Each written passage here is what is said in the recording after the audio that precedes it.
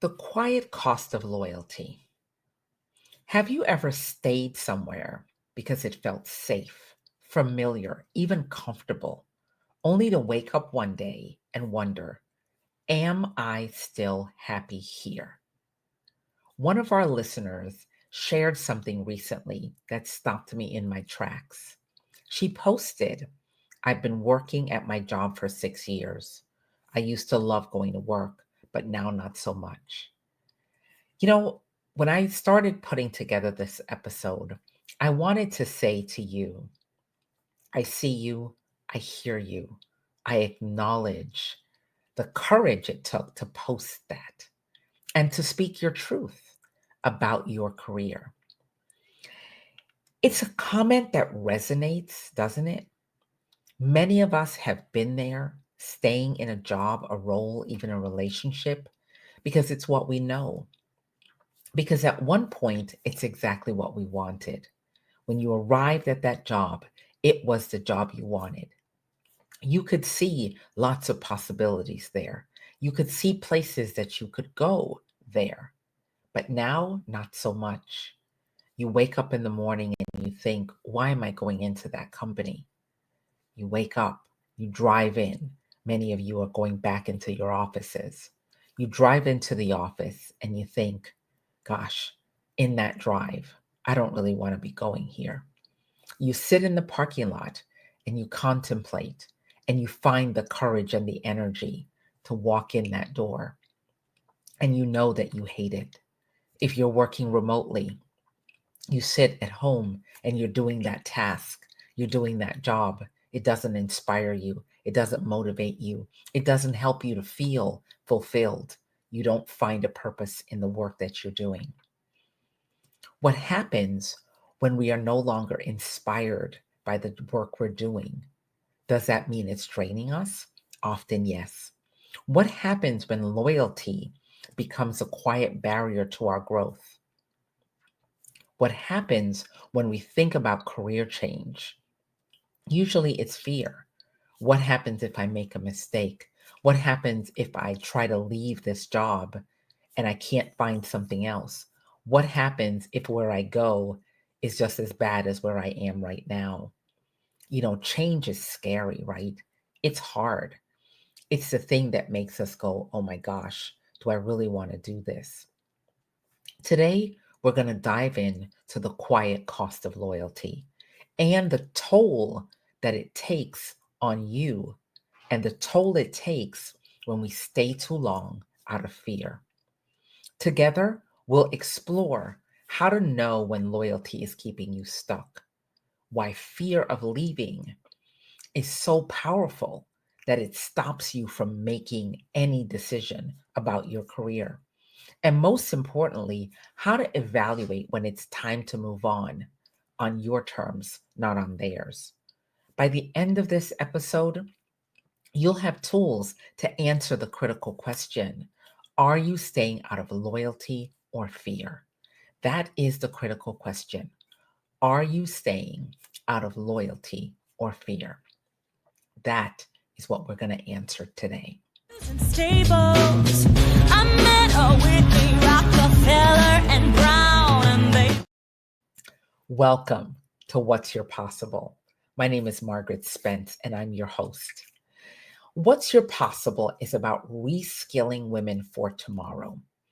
It's a podcast for people in their career, often in mid-career, and ready to disrupt the status quo, to close the skills gap and reset their career. Why is this podcast different? Why is it not like a regular podcast? Here's what's driving me to ask you the question every week. What's your possible? It's the skills gap that women are experiencing. In the rapid AI development and rapid change of AI, women stand at the intersection of disruption. 62% of the jobs occupied by women will be disrupted by AI. 71% of AI skilled workers are men, meaning they already have the skills to do an AI driven job. Only 29% of women have that skill. a 42 percentage point gender gap. Where did I get this data? The World Economic Forum and a recent report by Randstad. So the question, what's your possible, has taken on new meaning. We have to, as women, not just see our possibility now, but we have to see our possibility for the future. In a world where standing still means getting left behind, we cannot afford to be left behind. So, for those of you who've never joined before, welcome. For those of you who are continuing to listen to our episodes of What's Your Possible, thank you for your continued support.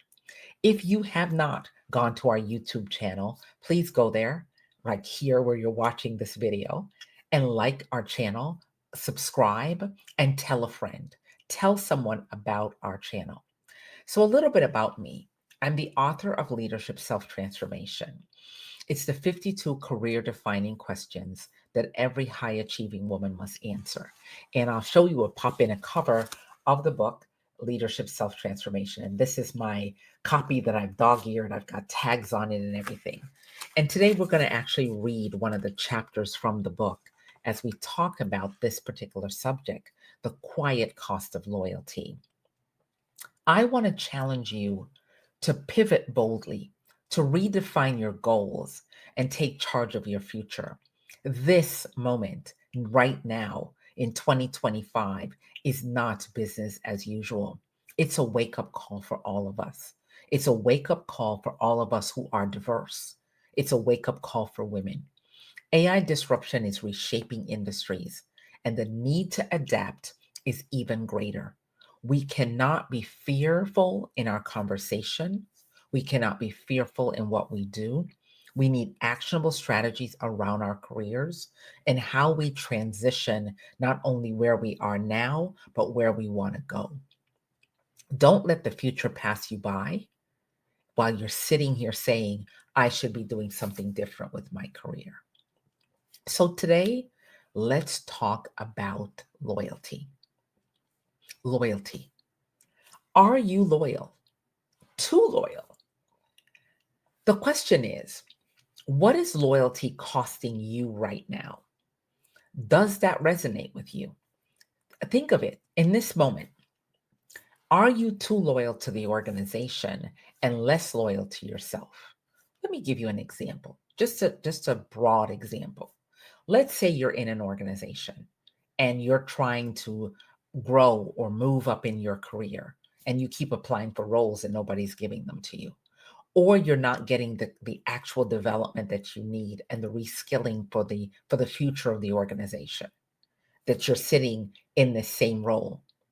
Let me talk to those of you who have been in your role for years, 5 years, 10 years, 15 years. You're sitting in the same position. You've not moved, you've not advanced. And you've sort of given up hope on what you can or cannot do for your future. I'm talking directly to you in this episode today. We cannot sit for another 5 or 10 years or say, I'm going to sit here in this role for 40 years and then I'm going to retire. That opportunity and option is not available for us.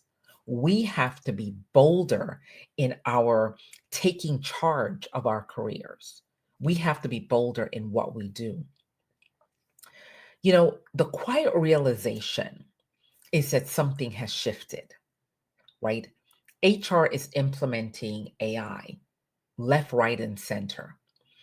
But they're not necessarily talking to you about how AI is going to affect your individual role and how it's going to affect your future in the organization. They themselves don't even know how AI is going to affect you and your role, but you can already see how it's going to affect you. Let me give you an example.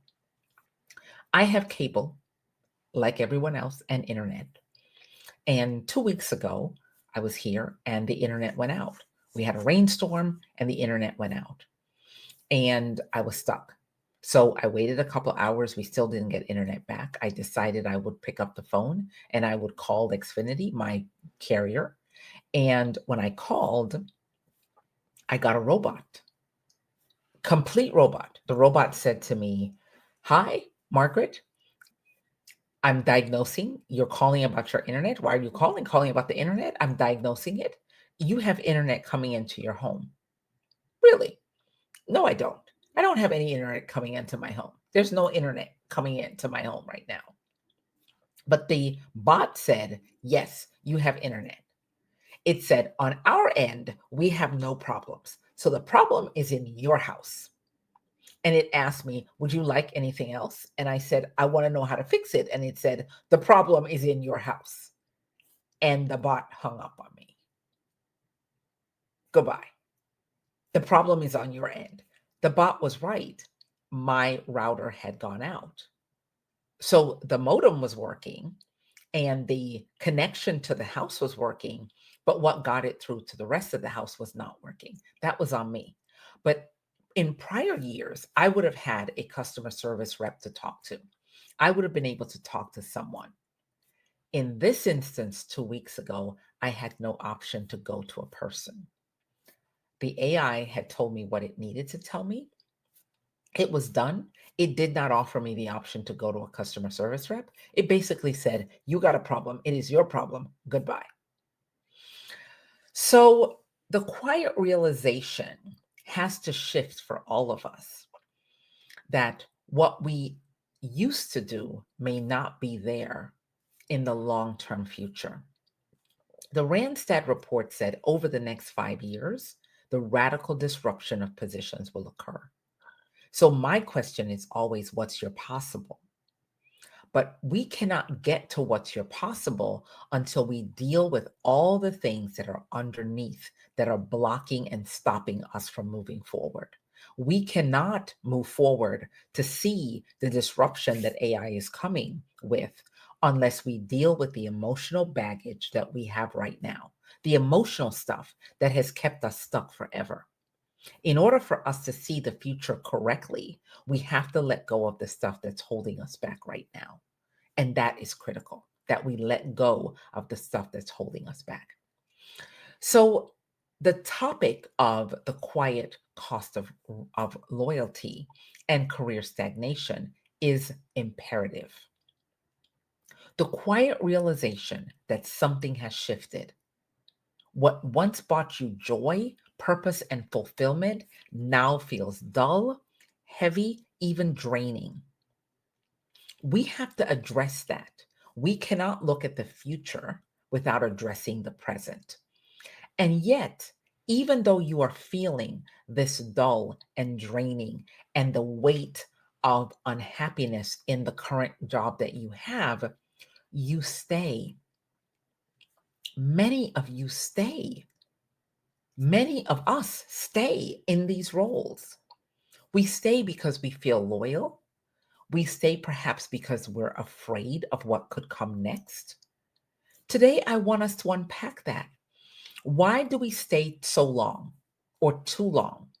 How can we tell when it's time to move on?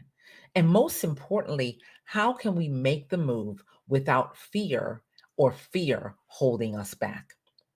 Most of the time, the reason why we stay in organizations is the friendships, the routine, the experience, the thought of past success, and the nagging feeling that if you stay one more day, things will get better. The nagging thing that, maybe I should give them another shot at giving me a chance, at proving to them that I can be as good as I could be. Really? No. No. It's the nagging feeling that one more day, you're going to get lost in that sauce. That is the feeling that you have. If I do this one more day, I'm going to get lost in the sauce. And if you think of spaghetti sauce and you are the basil, that little flake of basil in that spaghetti sauce, it's so easy to get lost as that sauce is being turned over. So, how many of you are experiencing this? How many of you? Leave a comment. Tell me if you're experiencing what I'm describing. Tell me if you're experiencing it and how you're experiencing it. And if you're watching this on our YouTube channel, go ahead and like the channel and comment. I want to know from you what you are experiencing at work and what you're experiencing that has kept you feeling that you should stay, that you should be loyal to the organization rather than being loyal to yourself. So let's keep going. Loyalty is such a beautiful word, isn't it? It's a beautiful word. I can be loyal. And loyalty means that I'm going to show up every day and do what you've asked me to do. I'm going to pour into this job because I need this job. It's my paycheck.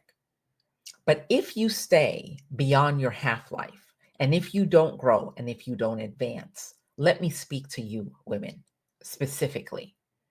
If you stay in the same role over year, and you are not advancing financially, and you are not advancing purposefully, and you are not advancing by position and role, you are doing yourself a long term disadvantage. Your male counterparts will come into the organization. Your male counterparts will come into the organization. They will be underqualified, meaning they are not as qualified as you are. But they will look around, they will peg their little eyes on a position that they want. They will scratch and claw and move the mountain to get that job because they know that that position is going to give them a 20 or 30 or 40% pay increase. And they will get into that role.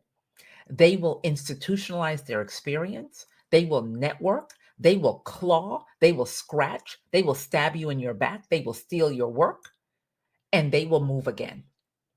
So while you're sitting there being loyal to the organization and twisting your hands with loyalty, your male counterparts are coming in the door and they are jumping leaps and bounds over every woman that is still sitting in the desk being loyal. See, they will be immediately seen for potential, future potential. And you, as a woman of color, you will have to prove that you have potential, even though you are the one who is training the person who is stepping over you and going on to the next role. You are the one training them. You are the one who is giving them the skills that they have, and then they step over you and go on to another role. But we stay and we clutch our pearls and we stay because we're loyal. And we know that if we work harder, they're going to see us. If we work harder, they will not see us. They will say, Margaret is the workhorse. She works hard. They will never see you for the potential that you have, that your ability to grow, that your ability to move. They will never see you for that. What they will see you for is the ability to get the job done at the speed of light, and they will forever overlook you for advancement. Because guess what? Let me give you the little dirty secret about managers. Managers don't want to spend the energy or the time to train a new person. So they would rather keep you stuck in that role, doing that job, rather than admitting that they do not have the skill set to train your replacement. So rather than giving you the empowerment that you need to move forward, the inadequate manager or under-resourced manager will be too scared of you leaving. So they will make you feel great in the current role because they have no skill set to replace you. And they honestly do not have the time to replace you. So rather than empowering you to move, they will help you feel more loyal in staying with them and falling in love with that manager and doing yourself a disservice because you've fallen in love with the manager. I love my manager so much, right? I love my manager so much. You can count on me. I'm going to be here because I love you, manager. But that manager doesn't love you back. That manager is only concerned about one thing. You are loyal. And it is a double-edged sword, right? What happens when the organization or the role you're committed to no longer aligns with the person you are becoming?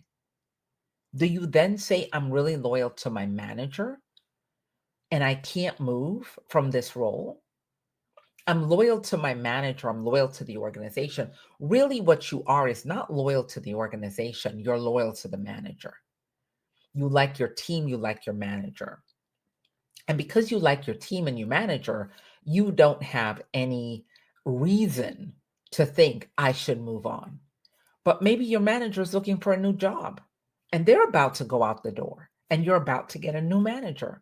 And because you have not democratized your experience, you have not institutionalized your value, you have shown your loyalty, you will be sitting in that job. They won't even consider you for the replacement of your manager when they leave because you are the workhorse. Think about it. Loyalty should be a two-way street. It works when both you and the organization benefit from the relationship. Both of you benefit. But when it becomes one-sided, when your growth stalls and your happiness diminishes, that's when loyalty can be a cost. It can quietly start to cost you more than it gives. So, this episode is a shaking free of loyalty. It's a shaking free. So, having said that story, if it resonates, again, comment, like, share, right? So, the question I want to ask you is, how do you know when it's time to move on? How do you know? What's the sign in your body, in your person, that you're no longer growing? So, let me give you the signs. The first one is you're no longer valued. Maybe you've mastered everything in the role. There's no room for advancement. There's no new challenges. You can do the job with your eyes closed. There's no motivation, nothing. You're just working. You show up every day, you do the job. You're happy. That's it. You get a paycheck. No thrill, right? You have no challenge. You feel undervalued. Recognition and appreciation doesn't matter. If your contributions go unnoticed, it's a sign that the environment may not support your growth. Your values have shifted. Sometimes the things that were important to you when you started, like stability or prestige, no longer feel aligned with where you are right now. Maybe that's what is making you think differently. And here's the big one: fear. Fear of change, fear of disappointing others, fear of stepping into the unknown. The fear can trick us into staying longer than we should. Fear. But here's something that I want to challenge you around. And I'm going to pull from my book, Leadership Self Transformation. And I'm going to read a chapter. The chapter is, Are You Stuck in Complacency and Mediocrity? It's bold. I recently had a discussion with a friend who described their work as meaningless, as a thought, meaningless. And I thought, wow, how do you do meaningless work? As I listened to her complaints, I asked, when did you decide to live in complacency and rise to mediocrity? There's a gasp at the other end of the phone. She realized that her job wasn't meaningless. She had become mediocre.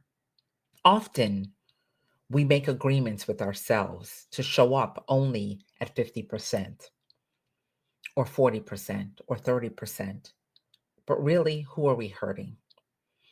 If you've been given a gift and you only unwrap half of it, that has little to do with your boss, but it has a lot to do with you.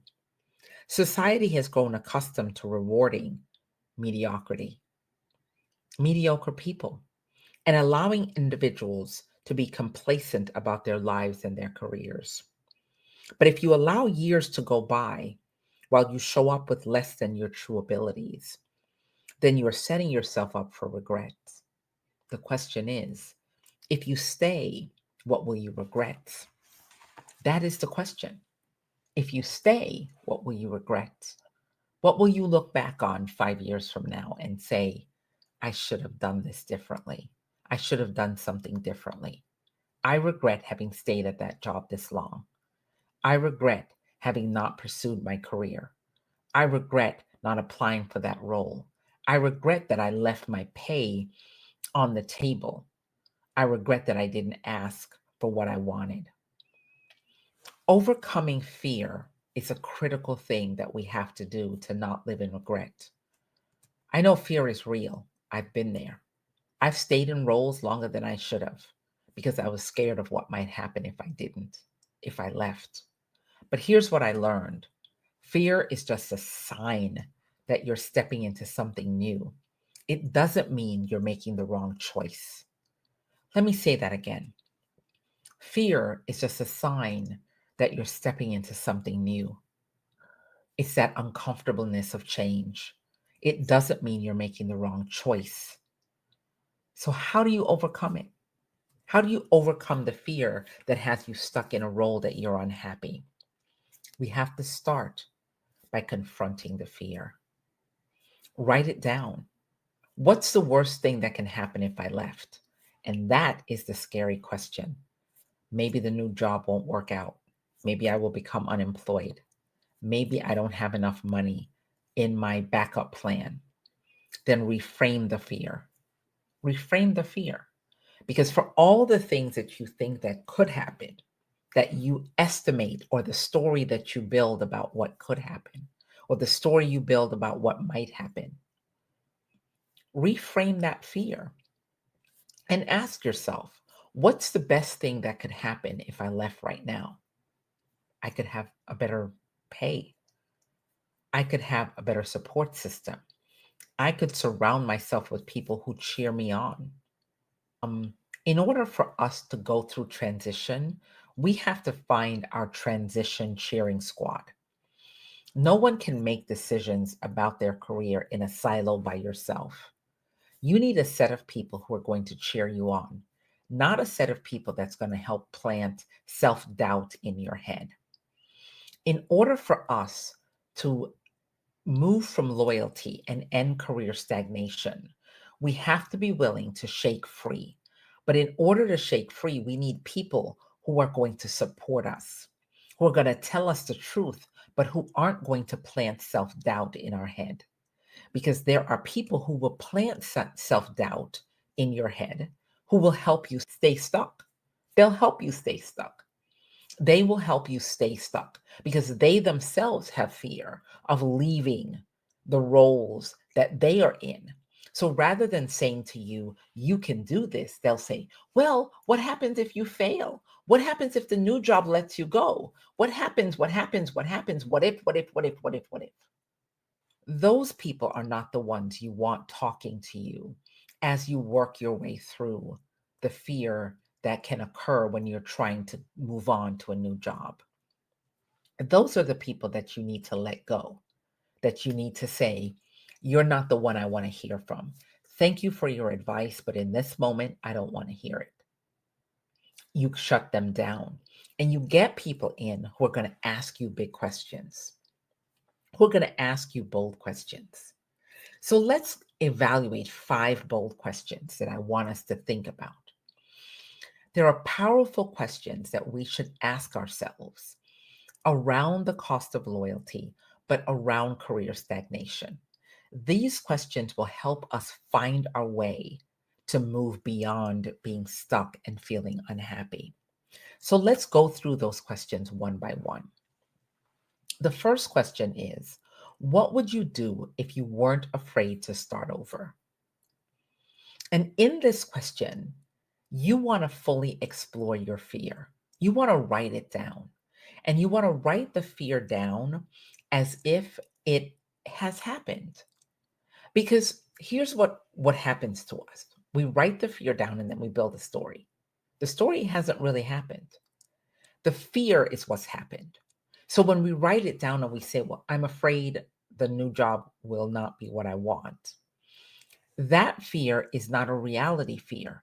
That fear is about you understanding your experience, understanding how to ask the right questions about a new job, and understanding how to make positive decisions about the new role that you could be applying for.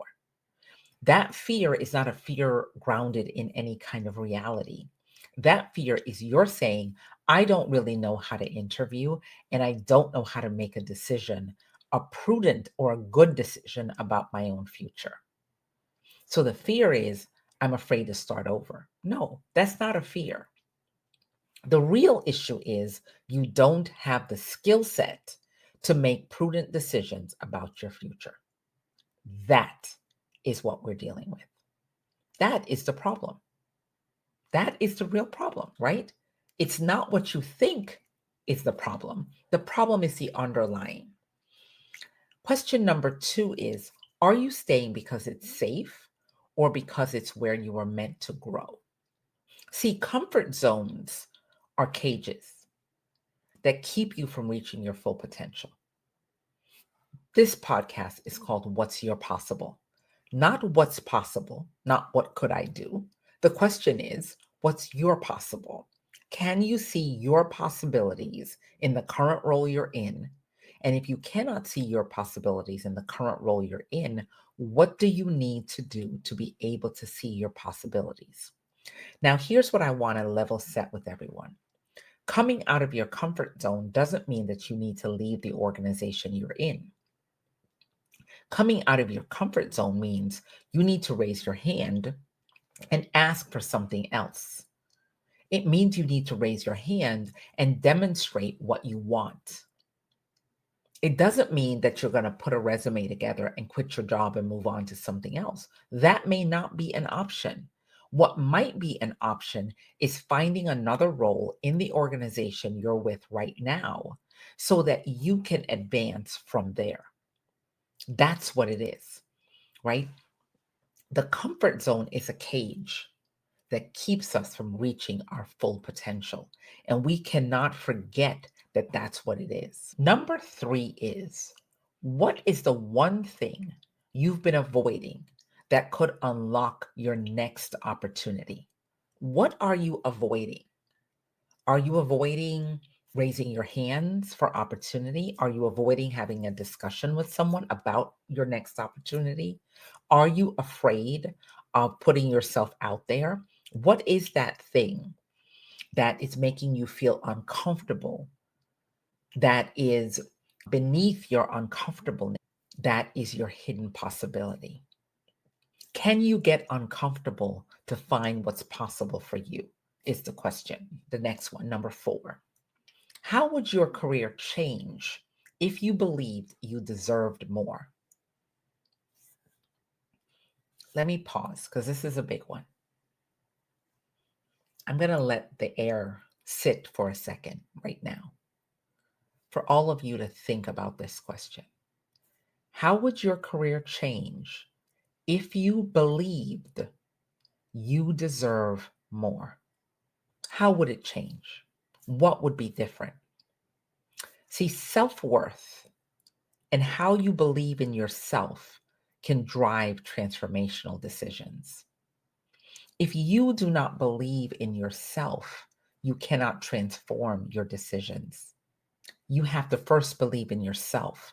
No one can take you where you want to go if you do not believe in yourself first. So the 5th question is, what is the cost of staying where you are for another year? What is the cost of staying where you are for another year? When we examine hidden opportunities and we stay in situations that don't serve our growth, we are actually setting ourselves back another year and another year and another year. We're setting ourselves back. So, what I want to talk about now as we keep going, and again, if you love this episode, if you like this episode, follow it on your favorite podcast app. Listen to our videos and our short clips that we make from this main video on YouTube. Share our channel with your friends and family and another woman who needs to hear this. And if you are struggling through your career, feel free to pick up Leadership Self-Transformation, the 52 career-defining questions every high-achieving woman must answer. There are 52 bold questions There is an I am poem that you build about your I am. And there are processes inside of the book to help you move. So let's talk now about a transition plan. A transition plan. How do you move on with intention and clarity? You can transition internally or you can transition externally. The first thing that you have to do is evaluate your current situation. Make a list of what's working and what's not working. Research your options. What roles, industry, or opportunities excite you? What things excite you within your organization and outside of your organization? How do you build a network that can empower you, right? How do you build a network that can empower you? You start by reaching out to mentors, to peers, even recruiters to explore possibilities. You look on LinkedIn, you look on Indeed, you look at places, you look at your own company, look at job postings that are posted in your own company. Ask questions. What does it take to get that role? What do I need to do? What skill sets do I need to have? Shadow someone in that role, show the interest, get out of your comfort zone, and let people know what you want. The question that I asked, the first question in my book, is what do you want and why don't you have it now? It's not two questions, it's one question. What do you want is the beginning of the question. Getting clear about what you want is the beginning of the question. The second half of the question is why don't you have it now? It is not your organization, the answer. It is not your boss, the answer. It is not anything. It is you. The question is, what do you want and why don't you have it now? And if you can answer that as one question, not as two. So I could say, what do I want? I want more people listening to my YouTube channel. Why don't I have it now? We're a new channel on YouTube. That's my why I don't have it now. Very simple. This is not hard, right? So the question is, what do you want and why don't you have it now? Remember, leaving doesn't mean you're abandoning loyalty. It means you're being loyal to your own growth, to your own well being, to you.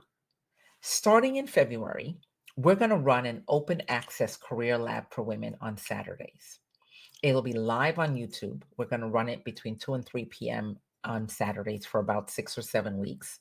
And I want to make sure that you join that. Starting on Saturdays in February, we're going to do it live on YouTube.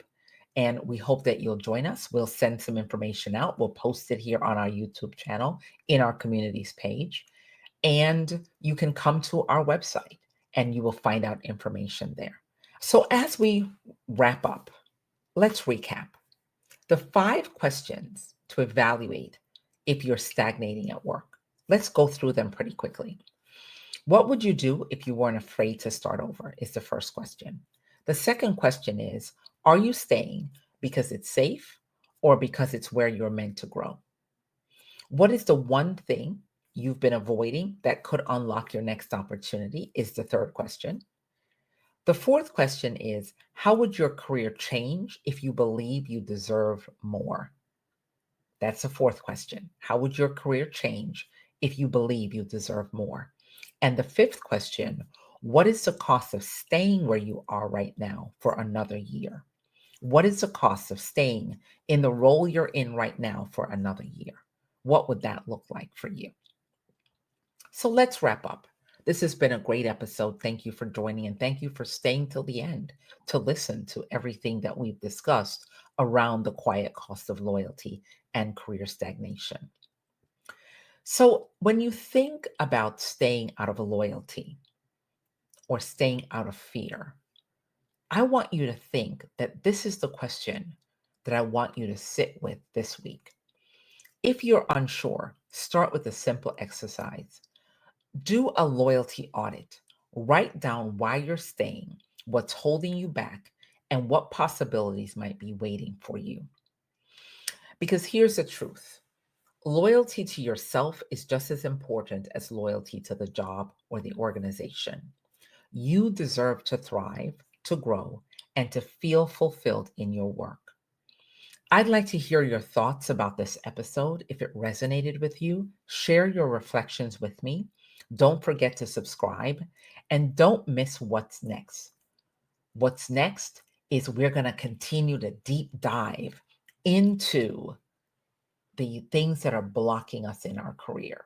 That's what we're going to do in the month of January.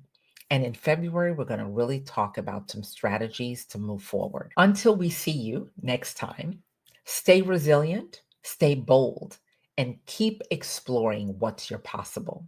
Never forget that you are what's possible. You are always what's possible all the time. Thank you for joining us on What's Your Possible. We'll see you next time. Take care. Stable.